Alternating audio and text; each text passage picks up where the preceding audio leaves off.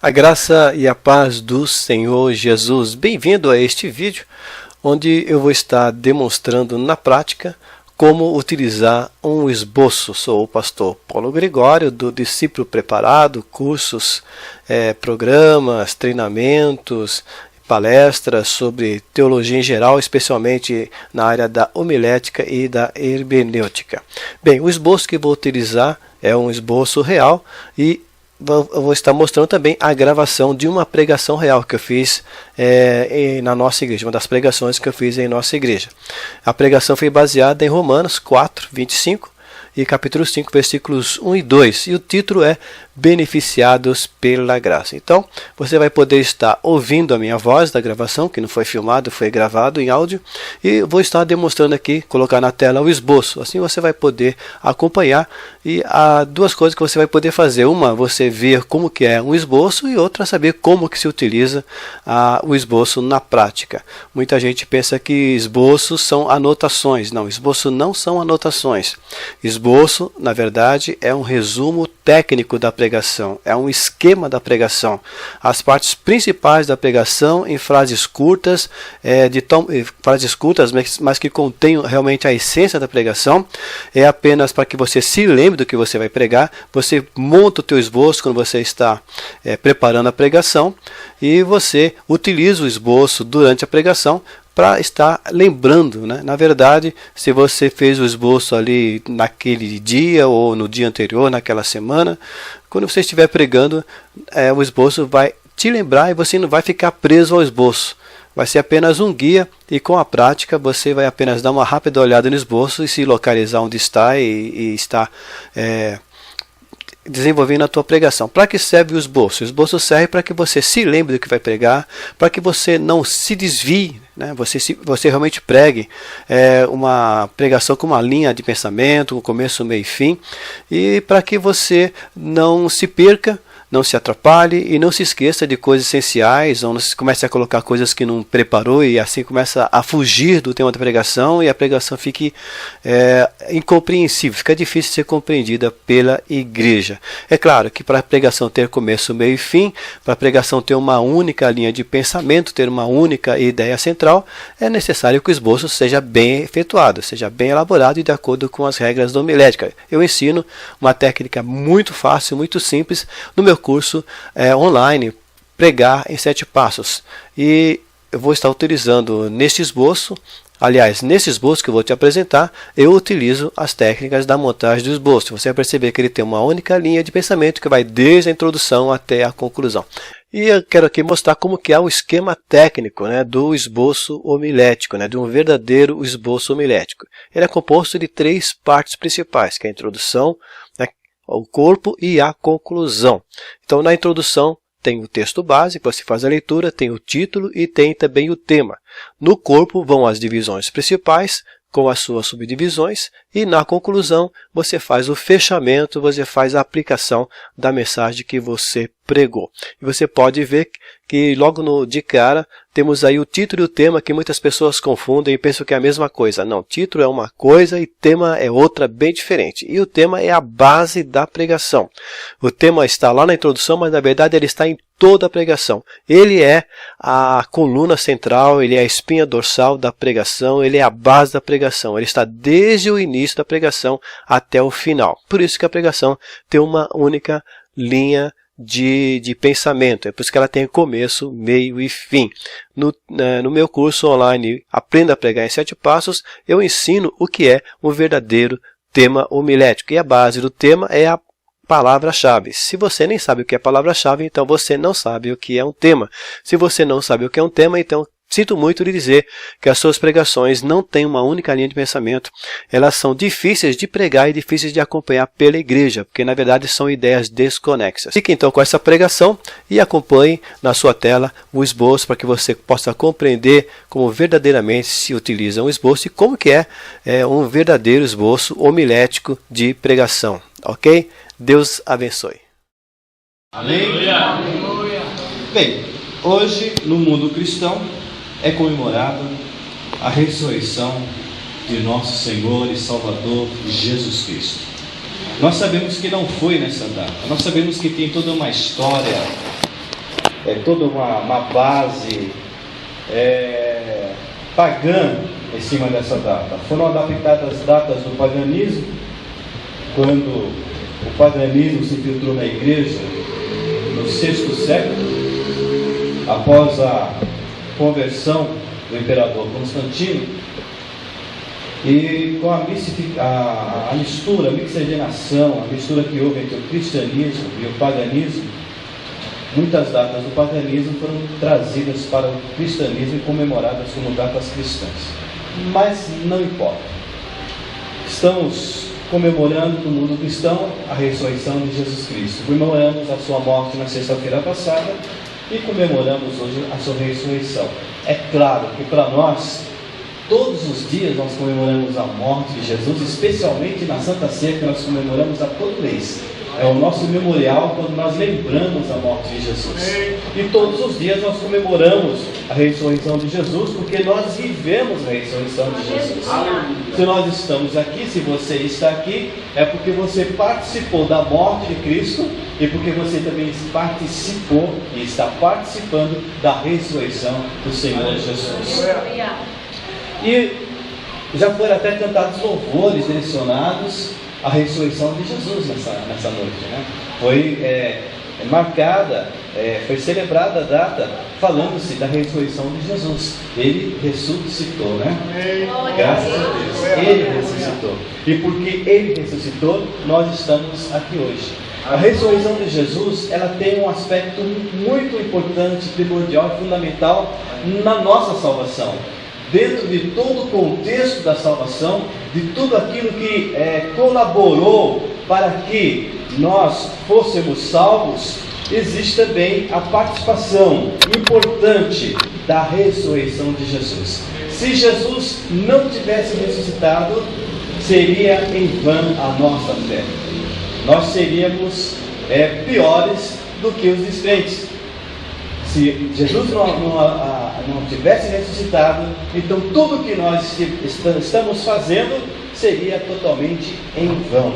Mas graças a Deus, que nós sabemos que Ele ressuscitou, através do testemunho, dos testemunhos dos apóstolos, das mulheres, e de toda a transformação que aconteceu nos próprios apóstolos, a formação da igreja, e até ter chegado até nós a palavra do Senhor, tudo isso por causa que Jesus ressuscitou. Você pode levar sua mão para os céus e dizer graças a Deus. Pode dizer obrigado, Deus, pela ressurreição de teu filho. Então aplauda o Senhor, glória a Deus. Ele ressuscitou, e é por isso que nós estamos aqui. E nessa noite eu queria falar rapidamente sobre 4 benefícios. Existem muitos outros benefícios, mas vamos falar de 4 benefícios do sacrifício de Jesus por nós. Vamos nos reportar a todo o contexto da obra redentora. É claro que vamos falar, pincelar algumas coisas, porque falarmos de tudo é impossível. Mas queremos falar de 4 pequenos aspectos que eu posso tirar aqui desse trecho que temos lido. A primeira coisa que eu quero falar, o primeiro benefício do sacrifício de Cristo por nós, é que Ele nos remiu. Cristo morreu por nossos pecados. Nós vamos lá em Hebreus capítulo 10, no versículo de número 12. Quando também o escritor aos Hebreus, ele traz uma colaboração no entendimento desta doutrina tão importante, que é a doutrina da remissão dos pecados. E ele fala assim: mas este, ou seja, está se referindo a Jesus, mas este, Jesus, havendo oferecido um único sacrifício pelos pecados, está assentado para sempre à destra, à direita de Deus. Aleluia! Então ele se reporta dizendo que o Senhor Jesus, a sua morte, foi um único sacrifício, um sacrifício de uma única vez. Ele está falando, comparando com os sacrifícios que eram feitos no Antigo Testamento, em que na antiga aliança em que sempre era morto um animal, especialmente nas festas sagradas, especialmente uma vez por ano, quando era oferecido um cordeiro, e o sacerdote entrava no Santo dos Santos com aquele sangue do cordeiro, e ele apresentava aquele sangue como cobertura dos pecados da nação, como cobertura dos hebreus. E o escritor aos Hebreus, ele fala agora, Jesus, ele vindo na plenitude dos tempos, ele não sendo um sacerdote comum, mas ele sendo realmente o nosso sumo sacerdote, o sacerdote que não era pela ordem de Arão, mas pela ordem de Melquisedeque, que não tem começo, que não tem fim. Então, através desse sacerdote especial, o único, o sumo sacerdote, aquele que realmente ele entrou à presença de Deus, mas não no sacrifício de animal, mas com o seu próprio sangue. Ele se apresentou com o seu próprio sangue, e o seu sangue foi colocado diante do Pai como oferta pelos nossos pecados. Ele estava ali não apenas cobrindo os nossos pecados, mas ele estava removendo os nossos pecados. Inclusive, essa palavra de remissão de pecados, ela é muito forte. Ela não quer dizer apenas pegar uma esponjinha e lavar ali aquela mancha, não. Fala de arrancar e fala de lançar longe, arremessar para longe. Ele nos livrou dos nossos pecados, ele nos redimiu dos nossos pecados, ele nos libertou dos nossos pecados e ele tirou os pecados de nós através do seu próprio sacrifício. Aleluia! Ele chegou diante do Pai e ofereceu o seu próprio sangue. Ele se colocou como um cordeiro sem defeito, um cordeiro sem pecado, um homem que nasceu não como os outros homens, ele nasceu sem pecado, e ele foi o segundo Adão, passou por todas as questões que Adão passou, mas ele venceu todas as tentações, e ele pôde se apresentar ao Pai puro, perfeito, agradável, e o seu sangue foi aceito. Aleluia! Você pode levar sua mão nos céus e dar graças a Deus. O sacrifício de Jesus foi perfeito, e por causa disso ele nos remiu, arrancou de nós e lançou longe os nossos pecados.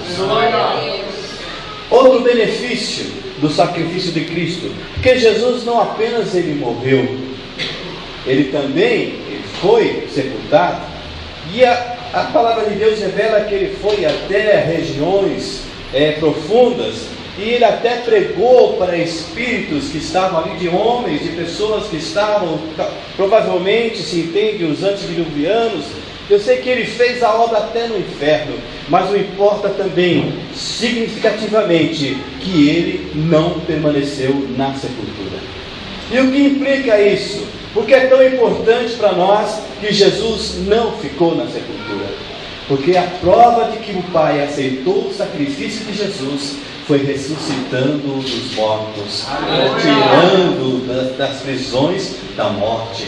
E a palavra de Deus diz lá nos Evangelhos que na manhã do terceiro dia, na madrugada do terceiro dia, aconteceu um fenômeno. Os guardas romanos estavam ali apostos, guardando a sepultura, para que os judeus não roubassem o seu corpo, para que os seus discípulos não roubassem o corpo de Jesus.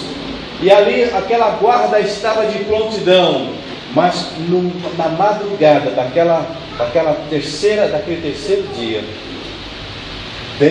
brilhou uma luz tão forte dos céus, porque um anjo dos céus desceu, rasgou aquela madrugada, e aquela luz iluminou um lugar onde estava a sepultura, e houve um abalo tremendo sobre aquele lugar. A pedra que, segundo aqueles que estudam, pesava 1 tonelada, ela foi arremessada, ela foi arrancada com força e saiu da boca do sepulcro, e os soldados caíram desmaiados diante da presença do anjo que rompeu aquela madrugada. E ali a morte, a vida invadiu ali o lugar da morte, e o Senhor Jesus, o seu corpo que estava naquele lugar, tornou a viver. Ali nós vemos que, pela expressão bíblica, Quando os apóstolos, quando eles chegaram para ver o sepulcro e não acharam mais o corpo de Jesus, mas aqueles lenços, aqueles lençóis que envolviam o corpo de Jesus, e que segundo alguns era quase que uma mumificação, era envolvido com lençóis e especiarias, de tal maneira que aquilo formava quase que como uma múmia, e ali estava envolvido o corpo de Jesus. E segundo o relato nós entendemos que aquilo permaneceu do mesmo jeito, porque o corpo de Jesus ultrapassou, transpassou aquilo que estava ali envolvendo o seu corpo. E quando os discípulos chegaram, encontraram tudo do mesmo jeito, só que murcho, porque Jesus havia ressuscitado. Aleluia! E o que isso quer dizer? Isso quer dizer que o Pai aceitou o sangue de Jesus, o sacrifício que Jesus fez em lugar dos pecadores foi aceito pelo Pai.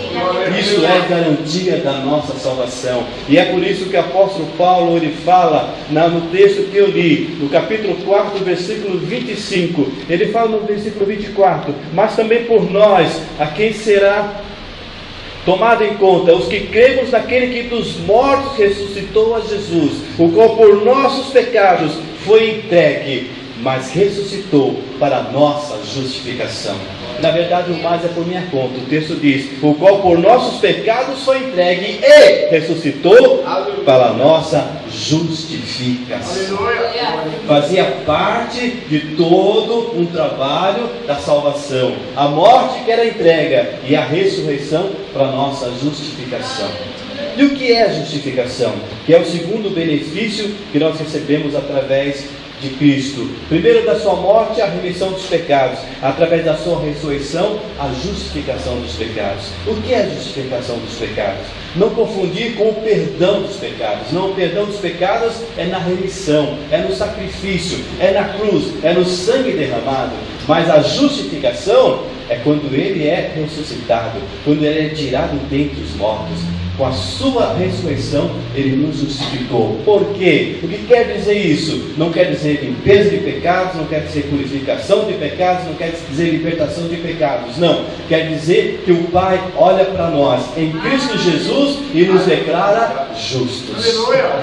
Ele nos declara isentos de pecado. E não somente isso, mas ele também nos declara praticantes de justiça. A justificação é não somente retirar a culpa de nós, foi retirada a culpa da lei que estava sobre nós, que toda alma que pecar, esta morrerá. Existia essa sentença de morte sobre todos os homens, sobre todos nós, sobre todo aquele que nasce debaixo dessa sentença de morte. A alma que pecar, esta morrerá. Mas através da justificação, da ressurreição de Jesus, agora o Pai decretou, houve um decreto no céu: aquele que recebe a Jesus por fé, ele é justificado, ele recebe a declaração do Pai dizendo: este é justo. Aleluia.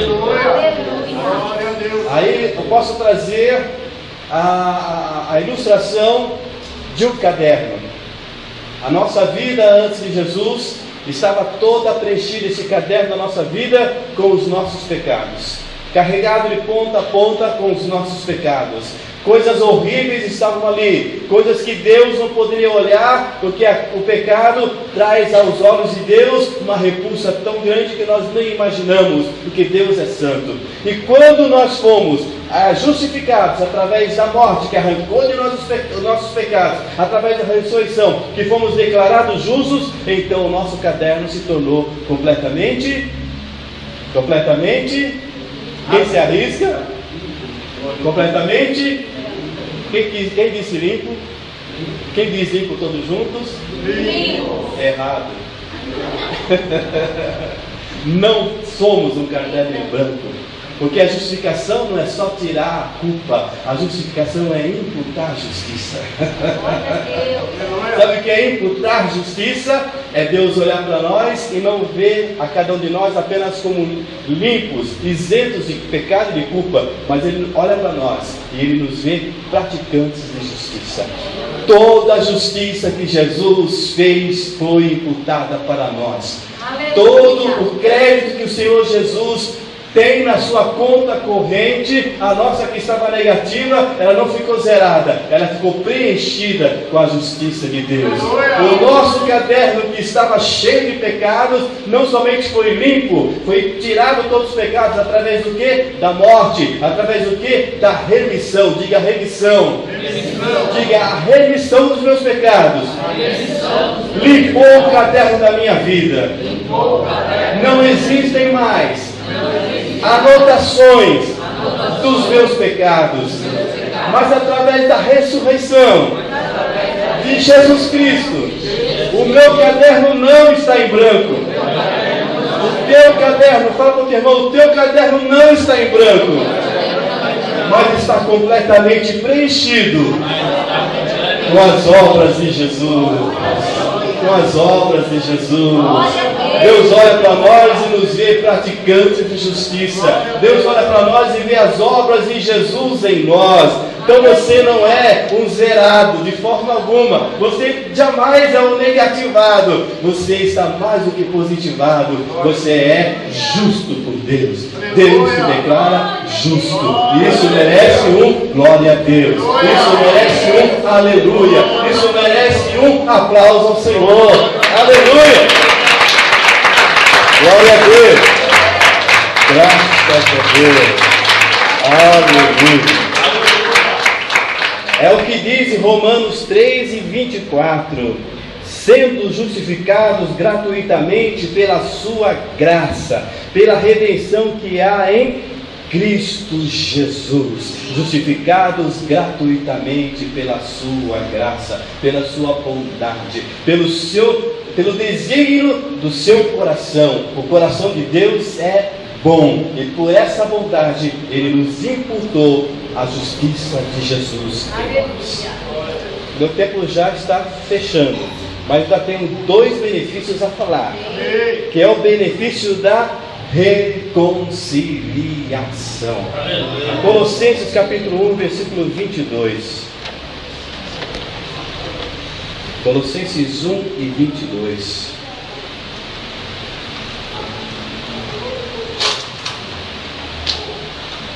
Diz assim: no corpo da sua carne, ou seja, no corpo de Jesus, no seu corpo físico, pela morte, para perante Ele vos apresentar santos e irrepreensíveis e inculpáveis. Santos e irrepreensíveis e inculpáveis. Nos apresentar. Diga apresentar. Apresentar. Quem me apresentou ao bispo Ronaldo foi o pastor Gilson. Um dia você chegou lá na igreja e falou: isso aqui é o bispo Ronaldo. Então ele me colocou na presença desse homem de Deus. Ele fez a nossa conexão e a conexão se tornou eterna. Aleluia. Glória a Deus. E aqui fala que o Senhor Jesus, na sua própria carne, no seu corpo físico, e nós entendemos que através do seu sacrifício, da sua carne ter sido rasgada, ferida por nós, através do seu sacrifício, Ele nos apresentou santos a Deus. Ele nos leva à presença de Deus. E Ele chega perante o Pai e diz: Pai, eu quero te apresentar o Sérgio. Pai, eu quero te apresentar o João. Pai, eu quero te apresentar a Maria. Santa, santo, sem pecado, sem culpa. Eu te apresento os meus amigos. Aleluia. O Senhor te apresentou a Deus, ou seja, Ele reconciliou-nos com o Pai, que estávamos separados pelos nossos pecados. E Paulo fala lá na abertura da sua carta aos Efésios, ele fala na epístola em Éfeso, dizendo que estávamos mortos em nossos delitos e pecados. Mortos por quê? Porque nós estávamos separados de Deus, Deus é a verdadeira vida e nós estávamos separados da vida. Mas o que aconteceu? Jesus, através do seu sacrifício, Ele nos apresenta ao Pai, Ele faz a união, a reconciliação, e nós estamos debaixo do ministério da reconciliação de Jesus. Ele nos reconciliou com o Pai. Isso quer dizer que Ele tornou possível a nossa aproximação. Era impossível, a barreira não poderia ser vencida. Religião, sacrifício, qualquer tipo de ação que nós tentássemos querer nos aproximar de Deus, jamais nos aproximaríamos. Existe uma ilustração muito bonita que é utilizada para falarmos, por exemplo, de Jesus, do Evangelho, da salvação, para uma pessoa religiosa, para um católico, para um espírita. Porque o que se diz dentro do catolicismo, dentro do espiritismo, que nós nos aproximamos de Deus através de boas obras, né?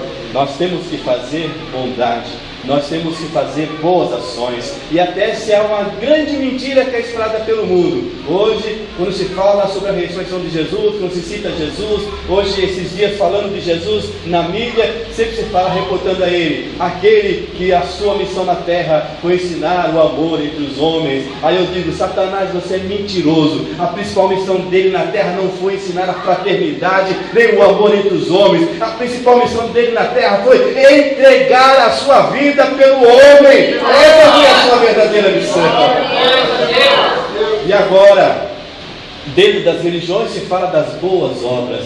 Aí há uma ilustração muito bonita que se pode usar para falar de Jesus para uma pessoa que quer se aproximar de Jesus de boa obra.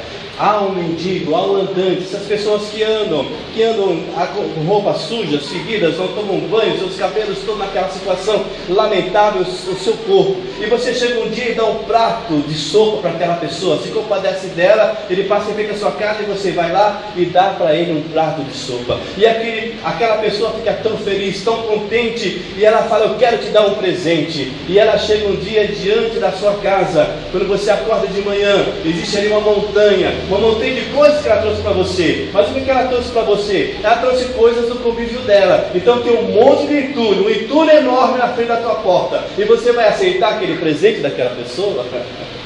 Da mesma maneira, quando o homem tenta se aproximar de Deus com boas obras, tudo que o homem faz está manchado pelo pecado. E por mais que ele queira trazer diante de Deus algum presente, sempre os presentes dele serão abomináveis, nojentos diante de Deus. É impossível o homem se aproximar de Deus através de boas obras. A única forma dele aproximar-se de Deus é ele aceitar o que Deus já fez em favor dele, enviando o seu único filho para, como homem, entregar o seu corpo, derramar o seu sangue e ser ressuscitado ao terceiro dia, através do ministério da reconciliação, que você pode se aproximar de Deus, através da apresentação que Jesus faz, mas não através do mérito humano, mas através dos seus méritos. Ele chega diante do Pai e fala, aqui estão os meus amigos, eu morri por eles, eu perdoei, arranquei o pecado deles, lancei o pecado deles longe no abismo, e agora eles são declarados juntos. Eu te apresento, conhece aqui o Pedro, conhece o Sérgio, conhece a Maria, conhece o Antônio, conhece o José, são todos meus amigos. E o Pai olha e fala, vocês são meus filhos. Aleluia! Aplauda o Senhor, glória a Deus! Aleluia! Glória a Deus, glória a Deus. E finalizando, Efésios capítulo 3, e versículo de número 12. Graças a Deus, aos benefícios do sacrifício de Jesus. Primeiro, remissão de pecados. Segundo, a justificação. Terceiro, a reconciliação. E a quarta, Ele nos deu acesso a tudo isso. Ele nos deu acesso a tudo isso. Efésios 3, verso 12. No qual temos ousadia e acesso com confiança em Cristo Jesus, no qual temos ousadia e acesso com confiança pela nossa fé nele. A porta dos céus está aberta para você. A porta do trono de Deus está aberta para você. Você pode entrar na presença de Deus a hora que você quiser. Você não precisa entrar numa fila de espera. Você não precisa cumprir exigências alguma, porque todas as exigências necessárias já foram cumpridas por Jesus. Agora você tem acesso a isso. Você pode entrar na sala do trono. Você pode entrar na presença de Deus. Você pode entrar nas salas celestes e pode tomar posse de todas as bênçãos que estão à disposição dos filhos. As dispensas dos céus estão abertas para você. A chave está na sua mão. E qual é essa chave? A determinação de dizer: em Cristo eu posso entrar, em Cristo eu posso tomar posse daquilo que já é meu, em Cristo eu tenho livre acesso, em Cristo eu me achego à presença do Pai, em Cristo eu falo com Ele, e em Cristo eu sou ouvido e respondido, e em Cristo eu posso tirar das dispensas dos céus as bênçãos para a minha vida, as bênçãos para a minha família, o poder, a unção, a autoridade para fazer a sua obra na terra, porque a chave está nas minhas mãos. Eu tenho acesso ao Pai pela fé. Por quê? Porque Jesus já me deu. Jesus já me deu. Fique de pé na presença do Senhor. Aleluia. Glória a Deus. Glória a Deus. Esta é a tua posição em Cristo. Esses são todos os benefícios que você recebeu através do sacrifício de Cristo. A remissão dos teus pecados. Os teus pecados foram arrancados da tua vida e foram lançados para longe de você. A justificação. Você não é somente declarado justo, você não é somente isento de culpa e de pecado, mais do que isso, Deus te olha e te vê como um servo ativo, atuante, um praticante da justiça de Cristo. Você foi reconciliado com Deus. E você tem acesso à presença do Senhor. Não existem barreiras, não existem impedimentos. Os únicos impedimentos que existem são a tua falta de fé, as tuas dúvidas, o teu medo. Mas diante do Pai não existe nada que impeça você de entrar na presença dele. Então o que falta para você? O que falta para você usufruir aquilo que você deseja? O que falta para você viver a vida que você deseja? A vida na presença de Deus, a vida frutífera diante do Senhor, uma vida de comunhão e de alegria em Deus. Por que o medo? Por que o desespero? Por que o receio? Por que às vezes até a vontade de desistir? Por que essa falta de confiança? Se tudo é teu, se tudo está à sua disposição, se você está nas mãos do Pai, se o Senhor Jesus já fez a reconciliação, já te apresentou ao Pai e você tem acesso a Ele, então em nome de Jesus, para de ficar na porta, pare de ficar à beira, entra e usufrui tudo aquilo que Deus tem para a tua vida. Fecha os teus olhos, levanta as mãos para os céus, te coloca diante do Senhor. Glória a Deus.